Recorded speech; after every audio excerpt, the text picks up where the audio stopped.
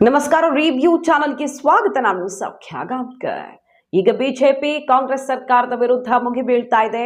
ಕರ್ನಾಟಕದಲ್ಲಿ ಹಲವು ಮಿನಿಸ್ಟರ್ಗಳು ದೊಡ್ಡ ದೊಡ್ಡ ಹಗರಣಗಳಲ್ಲಿ ಭಾಗಿಯಾಗಿದ್ದಾರೆ. ಎಲ್ಲವನ್ನ ಬಯಲಿಗೆಳಿತೀವಿ ಅಂತ ಹೈಕಮಾಂಡ್ ಬಿಸಿ ಮುಟ್ಟಿಸಿದ ಮೇಲೆ ಆಕ್ಟಿವ್ ಆಗಿರೋದನ್ನ ನೋಡ್ತಾ ಇದೀವಲ್ವಾ. ನಂಬರ್ 1 ವಾಲ್ಮೀಕಿ ಕೇಸ್ ಇದೆಯಲ್ಲ, ವಾಲ್ಮೀಕಿ ನಿಗಮದ ಕೇಸ್, ಅದನ್ನ ಗಂಭೀರವಾಗಿ ತನಿಖೆಗೆ ಒಳಪಡಿಸಬೇಕು ಅಂತ ಒಂದೊಂದೇ ವಿಚಾರ ಹೋರಾಟಕ್ಕೆ ಎತ್ತುಕೊಳ್ತಿರೋದು. ಅಲ್ಲಲ್ಲೇ ಮುಚ್ಚೋಗ್ಬಿಟ್ರೆ ಅನ್ನೋ ರೀತಿಯಲ್ಲಿ. ಅಷ್ಟೇ ಅಲ್ಲ, ಮೂಡಾದಲ್ಲಿ ಸಣ್ಣ ಪ್ರಮಾಣದಲ್ಲ, ಸುಮಾರು 5,000 ಕೋಟಿ ಅಕ್ರಮ ನಡೆದಿದೆ ಅಂತ ಬಿಜೆಪಿ ಈಗ ಕಾಂಗ್ರೆಸ್ ವಿರುದ್ಧ, ಮಿನಿಸ್ಟರ್ ವಿರುದ್ಧ, ಸಿದ್ದರಾಮಯ್ಯನವರ ಪುತ್ರನ ವಿರುದ್ಧ ಮುಗಿಬೀಳ್ತಿರೋದಲ್ವಾ. ಈ ಹೊತ್ತಲ್ಲಿ ಸ್ವತಃ ಸಿದ್ದರಾಮಯ್ಯನವ್ರಿಗೆ ಎದುರಾಯ್ತಾ ಸಂಕಷ್ಟ. ಮತ್ತೊಂದು ಗಂಭೀರ ವಿಚಾರ ಈಗ ಸಿದ್ದರಾಮಯ್ಯ ವಿರುದ್ಧ ಹೊರಗಡೆ ಬಂದಿರೋದು. ಆದ್ರೆ ಬಿಜೆಪಿಯವ್ರ ಕಾಲದಲ್ಲೇ ಇದಾಗಿದ್ದು ಅಂತಿದ್ದಾರೆ ಸಿದ್ದರಾಮಯ್ಯನವರು. ಬಿಜೆಪಿಯವ್ರ ಜೊತೆ ಅಡ್ಜಸ್ಟ್ಮೆಂಟ್ ಅಲ್ಲಿ ದೊಡ್ಡ ಅಕ್ರಮವೊಂದನ್ನ ಎಸಗಲಾಗಿದೆಯಾ ನೋಡಿ. ಈಗ ಪಾರ್ವತಮ್ಮ ಅವರ ಹೆಸರಲ್ಲಿ, ಅಂದ್ರೆ ಸಿದ್ದರಾಮಯ್ಯನವರ ಪತ್ನಿಯ ಹೆಸರಲ್ಲಿ ದೊಡ್ಡ ಅಕ್ರಮವನ್ನ ನಡೆಸಿದ್ದಾರೆ ಅನ್ನೋ ವಿಚಾರ ಕೇಳಿ ಬರ್ತಿರೋದು. ಆದ್ರೆ ಸಮಜಾಯಿಷಿ ಕೊಡ್ತಿದ್ದಾರೆ ಅದಕ್ಕೆ ಸಿದ್ದರಾಮಯ್ಯನವರು. ನಿಯಮ ಏನ್ ಹೇಳ್ತಿದೆ ಅಂದ್ರೆ 2020ರಲ್ಲೇ ಆದೇಶ ಆಗಿದೆ ಸರ್ಕಾರದಿಂದ, 50-50 ಬದಲಿ ನಿವೇಶನ ಕೊಡಬಾರದು ಅಂತ ಸರ್ಕಾರದ ಸ್ಪಷ್ಟ ಆದೇಶ ಇದೆ. ಯಾವಾಗ ಬಂದಿದ್ದು? 2020ರಲ್ಲಿ. ಆದ್ರೆ ಅದಾದ ಮೇಲೆ ಸರ್ಕಾರದ ಆದೇಶ ಇದ್ರೂ ಆದೇಶ ಒಂದೇ ವರ್ಷದಲ್ಲಿ 2021ರಲ್ಲಿ ಕಾನೂನು ಬಾಹಿರವಾಗಿ ಸೈಟ್ ಅನ್ನ ಕೊಟ್ಟಿದ್ದಾರೆ ಹಿಂದಿನ ಮೂಡ ಆಯುಕ್ತ ನಟೇಶ್ ಅವರು. ಯಾರಿಗೆ? ಪಾರ್ವತಮ್ಮ ಅವರ ಹೆಸರಲ್ಲಿ ಇಂಥದ್ದೊಂದು ಅಕ್ರಮ ಆಗಿದೆ ಅಂತ ಸಿದ್ದರಾಮಯ್ಯ ಪತ್ನಿಯ ವಿಚಾರ ಈಗ ಬಂದಿದೆ. ರಾಜಕಾರಣದಲ್ಲಿ ಅವರ ಪತ್ನಿ ಹೆಸರು ಎಲ್ಲೂ ಬಂದಿಲ್ಲ. ಈಗ ಬಂದಿದೆ ಅಂತ ಮಾತ್ರ ಅವರೇ ನಿಂತೇನೋ ಮಾಡಿದ್ದಾರೆ ಅಂತನೋ ಮತ್ತೊಂದೋ, ಒಟ್ಟಿನಲ್ಲಿ ಅವರ ಹೆಸರಲ್ಲಿ ಅಕ್ರಮ ನಡೆಸಿದ್ದಾರೆ ಅನ್ನೋದು ಸಿದ್ದರಾಮಯ್ಯನವರ ವಿರುದ್ಧ ಈಗ ಗಂಭೀರ ಆರೋಪ. ಏನಿದು ಹಾಗಾದ್ರೆ? ದೇವನೂರು 3ನೇ ಹಂತದ ಬಡಾವಣೆ ಅಭಿವೃದ್ಧಿಗೆ ಅಧಿಸೂಚನೆ ಮಾಡಲಾಗಿದ್ದ ಭೂಮಿ, ಅಂದ್ರೆ ಭೂ ಸ್ವಾಧೀನ ಮಾಡ್ಕೊಂಡಿರ್ತಾರೆ ಅರಿಶಿನ ಕುಂಕುಮಕ್ಕೆ ಅಂತ. ಬಾಮೈದ, ಸಿದ್ದರಾಮಯ್ಯನವರ ಬಾಮೈದ ಒಂದಿಷ್ಟು ಜಮೀನು ಕೊಟ್ಟಿರ್ತಾನಂತೆ ಸಿದ್ದರಾಮಯ್ಯನವರ ಪತ್ನಿಗೆ. ಮಲ್ಲಿಕಾರ್ಜುನ್ ಅನ್ನುವಂತಹ ಬಾಮೈದ ಅರಿಶಿನ ಕುಂಕುಮ ರೀತಿಯಲ್ಲಿ ಗಿಫ್ಟ್ ಕೊಟ್ಟುಬಿಟ್ಟ.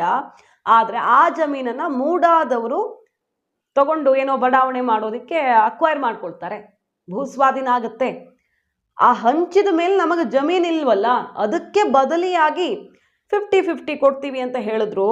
ಹಾಗಾದ್ರೆ ಇದು ಅಕ್ರಮ ಹೇಗಾಗತ್ತೆ ಅಂತ ಸಿದ್ದರಾಮಯ್ಯನವರು ಸರ್ಕಾರದ ಆದೇಶವಿದ್ರೂ ಗೊತ್ತಿಲ್ಲದಂತೆ ಈ ಪ್ರಶ್ನೆ ಮಾಡ್ತಿರೋದು ಯಾಕೆ? ಕಾನೂನಿನ ಪ್ರಕಾರವೇ ನಮಗೆ ಜಮೀನು ಬಂದಿದೆ, ಅಕ್ರಮ ಎಲ್ಲಿಂದ ಬಂತು? ಇದು ನಮ್ಮ ಭೂಮಿಯನ್ನು ಅಕ್ವೈರ್ ಮಾಡ್ಕೊಂಡಿದ್ರು, ನಮಗೆ ಕೊಟ್ಟಿದ್ದಾರೆ ಮೂಡಾದವರು ಈ ರೀತಿ ನಿಯಮದ ಪ್ರಕಾರ ಅಂತ ಹೇಳ್ತಿದ್ದಾರೆ. ಆದರೆ 50-50 ಹಂಚುವ ಹಾಗಿಲ್ಲ ಅನ್ನುವಂಥ ಆದೇಶ ಸರ್ಕಾರದಿಂದಲೇ ಆಗಿದೆ. ನೋಡಿ, 1 ಎಕರೆ 15 ಗುಂಟೆ ನನ್ನ ಹೆಂಡತಿಯ ಹೆಸರಲ್ಲಿರುವ ಜಮೀನು ಸೈಟ್ ಹಂಚಲಾಗಿತ್ತು, ಹಾಗಾಗಿ ಈ ರೀತಿ ಪರ್ಯಾಯವಾಗಿ ವ್ಯವಸ್ಥೆ ಮಾಡಿಕೊಟ್ಟಿದ್ದಾರೆ ಅಂತ ಅವರು ಸಮಜಾಯಿಷಿ ಕೊಡ್ತಿರೋದೀಗ. ಅಕ್ರಮ ಆಗಿಲ್ಲ ಅಂತ. ಬಿಜೆಪಿಯವ್ರ ಕಾಲದಲ್ಲಿ ಇದಾಗಿದೆಯಲ್ಲ ಅಂತಿದ್ದಾರೆ. ಬಿಜೆಪಿಯವ್ರ ಕಾಲದಲ್ಲಿ ಆಗಿದ್ರು ಬಿಜೆಪಿಯವ್ರ ಜೊತೆಗೆ ಅಡ್ಜಸ್ಟ್ಮೆಂಟ್ ಅಲ್ಲಿ ಆಗಿರಬಾರ್ದು ಅಂತ ಏನೂ ಇಲ್ಲ, ಅಕ್ರಮ ನಡೆದಿದ್ದೇ ಹೌದಾದ್ರೆ. ಈಗ ಆರೋಪ ಕೇಳಿ ಬರ್ತಿರೋ ರೀತಿಯಲ್ಲಿ ನಾವು ನೋಡೋದಿಕ್ಕೆ ಹೋದ್ರೆ ಬಿಜೆಪಿಯಲ್ಲಿ ಯಾರಾದ್ರೂ ಮಾಡಿಕೊಟ್ಟಿರಬಹುದು, ಮಾಡಿಸಿಕೊಟ್ಟಿರಬಹುದು. ಹಾಗಾದ್ರೆ ಕಾನೂನು ಬಾಹಿರವಾಗಿ ಹಿಂದಿನ ಮೂಡ ಆಯುಕ್ತ ನಟೇಶ್ ಅವರು ಸೈಟ್ ಕೊಟ್ಟಿದ್ದು ಹೇಗೆ? 2021ರಲ್ಲಿ ಭಾರಿ ಅಕ್ರಮ ಆಗಿದೆ ಇಲ್ಲಿ ಅನ್ನುವಂಥ ಪ್ರಶ್ನೆ ಎದ್ದಿರೋದು. ನೋಡಿ, 2017 ಡಿಸೆಂಬರ್ 15ರಂದು, 2014 ಡಿಸೆಂಬರ್ 30ರಂದು ಪ್ರಾಧಿಕಾರದ ಸಭೆಯಲ್ಲಿ ಅರ್ಜಿದಾರರ ಭೂಮಿಗೆ ಸಮನಾಗಿ, ಅಂದ್ರೆ ಯಾರ ಭೂಮಿಯನ್ನ ಸ್ವಾಧೀನಪಡಿಸ್ಕೊಂಡಿರುತ್ತಲ್ಲ ಸರ್ಕಾರ, ಅದಕ್ಕೆ ಸಮನಾಗಿ ಅಭಿವೃದ್ಧಿ ಪಡಿಸದ ಜಮೀನನ್ನ ಕೊಡೋದಕ್ಕೆ ತೀರ್ಮಾನ ಮಾಡಿದ್ದಾರೆ. ಅದಕ್ಕೂ ಒಪ್ಪದ ಸಿಎಂ ಪತ್ನಿ 2021 ಅಕ್ಟೋಬರ್ 25ರಲ್ಲಿ ಮೂಡಾಗೆ ಮತ್ತೆ ಪತ್ರ ಬರೀತಾರೆ. ಈ ಕೋರಿಕೆಯಂತೆ 2021 ಅಕ್ಟೋಬರ್ 29ರಂದು 50-50 ಅನುಪಾತದಲ್ಲಿ ಅಭಿವೃದ್ಧಿ ಪಡಿಸಿರುವ 38,284 ಚದರಡಿ ಅಳತೆಯ ನಿವೇಶನವನ್ನ ಆಯುಕ್ತರು ಕೊಟ್ಟು ಬಿಡ್ತಾರೆ. ಅದು ಹೆಂಗ್ ಕೊಡ್ತಾರೆ ಅನ್ನೋದು ಪ್ರಶ್ನೆ. ಹಾಗಾಗಿ 1997ರಲ್ಲಿ ಕಳೆದುಕೊಂಡ ಭೂಮಿಗೆ 2021ರಲ್ಲಿ, ಅಂದ್ರೆ ಸುಮಾರು 23-24 ವರ್ಷಗಳ ಬಳಿಕ ಸಿಎಂ ಪತ್ನಿಗೆ ಪರಿಹಾರ ಪಡೆದಿರೋದು ಈಗ ದಾಖಲೆಯಾಗಿದೆ. ಅದು ಬಯಲಾಗಿದೆ, ಆ ದಾಖಲೆ ಬಯಲಾಗಿರೋದು. ಆದ್ರೆ ಅವತ್ತು ಭೂಸ್ವಾಧೀನಕ್ಕೆ ಪರಿಹಾರವನ್ನು ಪಡ್ಕೊಂಡಿದ್ದಾರೆ ಅಂತ ಆರೋಪ ಕೇಳಿ ಬರ್ತಿರೋದು. ಎಲ್ಲ ಸೆಟ್ಲ್ ಆಗಿದೆ ಅವತ್ತೇ. ಈಗ 23-24 ವರ್ಷಗಳಾದ ಮೇಲೆ ಮತ್ತೆ ಅದಕ್ಕೆ ಬದಲಿಯಾಗಿ ಅಭಿವೃದ್ಧಿ ಪಡಿಸಿರುವಂಥ ಸೈಟ್ ಅನ್ನ ಪಡೆದುಕೊಂಡಿರೋದು. 38,284 ಚದರಡಿ ಅಳತೆಯ ನಿವೇಶನ ಅಂದ್ರೆ ಕಡಿಮೆ ಪ್ರಮಾಣದ ಅಲ್ಲ. ಇನ್ನು ಇದಕ್ಕೆ ಸಂಬಂಧಪಟ್ಟಂತೆ ಸ್ಫೋಟಕ ವಿಚಾರಗಳನ್ನ ತೆರೆದಿಟ್ಟಿದ್ದಾರೆ ನೋಡಿ. RTI ಕಾರ್ಯಕರ್ತ ಗಂಗರಾಜು ಅವರು ಬದಲಿ ನಿವೇಶನ ನೀಡಿ ಲಾಭ ಮಾಡಿಕೊಟ್ಟಿರೋದು ನಿಜ ಸಿದ್ದರಾಮಯ್ಯನವರ ಪತ್ನಿಗೆ. ಮೈಸೂರು ಕೆಸರೆ ಸರ್ವೆ ನಂಬರ್ 464 ವ್ಯಾಪ್ತಿಯಲ್ಲಿ 3.16 ಗುಂಟೆ ಜಮೀನು ಸ್ವಾಧೀನ ಮಾಡಿಕೊಂಡಿದ್ದಾರೆ. ಇದಕ್ಕೆ ಪರ್ಯಾಯವಾಗಿ ವಿಜಯನಗರದ ಬಡಾವಣೆಯಲ್ಲಿ 14 ನಿವೇಶನಗಳು, ಎಷ್ಟು 14 ನಿವೇಶನಗಳನ್ನ ಸಿಎಂ ಪತ್ನಿಯ ಹೆಸರಿಗೆ ಕೊಟ್ಟಿದ್ದಾರೆ. ದೇವನೂರು ಬಡಾವಣೆಯಲ್ಲಿ ಸಾವಿರಾರು ಸೈಟ್ ಇದ್ರೂ ಕೂಡ ವಿಜಯನಗರದಲ್ಲಿ ಕೊಟ್ಟಿರೋದು ಯಾಕೆ? ಲಾಭದ ಉದ್ದೇಶ ಅಲ್ವೇ?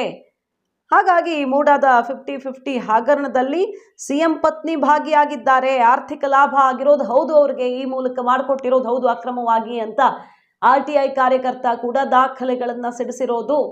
ಇಷ್ಟು ದೊಡ್ಡ ಅಕ್ರಮವನ್ನ ಎಸಗಲಾಗಿದೆ ನಿಯಮ ಬಾಹಿರವಾಗಿ, ಕಾನೂನು ಬಾಹಿರವಾಗಿ ಅಂತ ಈಗ ಗಂಭೀರ ಆರೋಪವೊಂದು ಮುಖ್ಯಮಂತ್ರಿಗಳ ಪತ್ನಿಯ ವಿರುದ್ಧ ಕೇಳಿ ಬರ್ತಿದೆ. ಆದರೆ ಮುಖ್ಯಮಂತ್ರಿಗಳು ಅದೇಂಗ್ ಕಾನೂನು ಬಾಹಿರ ಆಗುತ್ತೆ, ನಮ್ಮದು ತಗೊಂಡಿದ್ರು, ಅದಕ್ಕೆ ಪರ್ಯಾಯವಾಗಿ ಮೂಡಾದವ್ರು ಹಿಂಗೆ ವ್ಯವಸ್ಥೆ ಮಾಡಿಕೊಟ್ಟಿದ್ದಾರೆ ಅಂತಿದ್ದಾರೆ. ಆದರೆ ಸರ್ಕಾರದ ಆದೇಶ ಮುಖ್ಯಮಂತ್ರಿಗಳಿಗೆ ಅರಿವಿಲ್ವಾ ಅನ್ನೋದೇ ಈಗ ಅಚ್ಚರಿಗೆ ಕಾರಣ ಆಗಿದೆ. ಈ ಮೂಡ ಅಕ್ರಮಕ್ಕೆ ಸಂಬಂಧಪಟ್ಟಂತೆ ಒಬ್ಬೊಬ್ಬರಿಗೆ 20-30 ಸೈಟ್ ಕೊಟ್ಟಿರುವ ಬಗ್ಗೆ ಆರೋಪ ಕೇಳಿ ಬರ್ತಾ ಇದೆ. ಅಷ್ಟೇ ಅಲ್ಲ, ಸುಮಾರು 5,000 ಕೋಟಿ ತನಕ ಅಕ್ರಮ ನಡೆದಿದ್ದು ಸಿದ್ದರಾಮಯ್ಯನವರ ಪುತ್ರನ ಇನ್ವಾಲ್ವ್ಮೆಂಟ್ ಇದೆ ಅಂತ ಆರೋಪ ಮಾಡ್ತಿದ್ದಾರೆ ಬಿಜೆಪಿಯವರು. ವಿಶ್ವನಾಥ್ ಅವರು ಏನು ಹೇಳಿದ್ರು, CT ರವಿ ಅವರು ಏನು ಹೇಳಿದ್ರು ನೋಡಿದ್ವಿ ನಾವು. ಭೈರತಿ ಸುರೇಶ್ ಅವರ ನೇರ ಇನ್ವಾಲ್ವ್ಮೆಂಟ್ ಇಲ್ಲದೆ ಇದೇನೂ ಆಗಿಲ್ಲ, ಮೂಡ ಅಕ್ರಮ ನಡೆದಿಲ್ಲ ಅಂತ ಗಂಭೀರ ಆರೋಪ ಕೇಳಿ ಬರ್ತಾ ಇದೆ. CBIಗೆ ಕೊಡಬೇಕು ಈ ಕೇಸನ್ನ ಅಂತ ದಾಖಲೆಯನ್ನ ಇಡ್ತಿದ್ದಾರೆ. ಆದರೆ CIDಗೆ ಹೋಗುವಂಥ ಚಾನ್ಸಸ್ ಕಂಡು ಬರ್ತಿದೆ. CIDಗೆ ಹೋದ್ರೆ ಇದು ಮುಚ್ಚ ಹೋಗುತ್ತೆ, ಬೇಕಾಗಿಲ್ಲ ಅಂತ ಬಿಜೆಪಿ ಹುಡುಕ್ತಾ ಇರೋದು.